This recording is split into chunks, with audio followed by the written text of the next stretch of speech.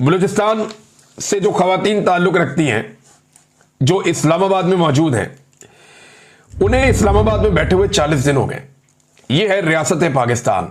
ये मजलूम खवातीन है, किसी का बेटा गायब है, किसी का भाई गायब है, किसी का बाप गायब है, किसी का कोई और रिश्तेदार गायब है, किसी का शौहर गायब है, और ये खवातीन सड़कों के ऊपर आकर बैठी हुई है कि जनाब हमें इंसाफ दो। और रियासत के अंदर इतनी जुर्रत नहीं है कि इन निहत्ती और मासूम खवातीन का सामना कर सके, या इन्हें बता सके कि आपके प्यारे गए कहां पे, या उन्हें जबरी तौर पे लापता किया है तो रिस्पॉन्सिबल कौन है और किसने किया और क्यों किया। किसी अदालत में उन्हें पेश कर नहीं सकते। जबरी गुमशुदगियां इन्होंने मसाइल का हल समझ ली है।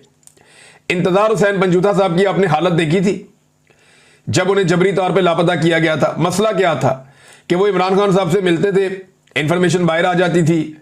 उन दिनों में गंडापुर साहब को भी सूट नहीं कर रहे थे इंतजार हुसैन पंजूथा साहब, और जिस वक्त उन्होंने मालूमात देनी थी और जाकर मिलना था, उन्हें उस वक्त जबरी तौर पे लापता कर दिया। तो ये खवातीन 40 रोज हो गए वहां बैठी हुई। अब कल ही का स्टेटमेंट है जस्टिस अतर मिनुल्लाह साहब का, सुप्रीम कोर्ट ऑफ पाकिस्तान के जज हैं।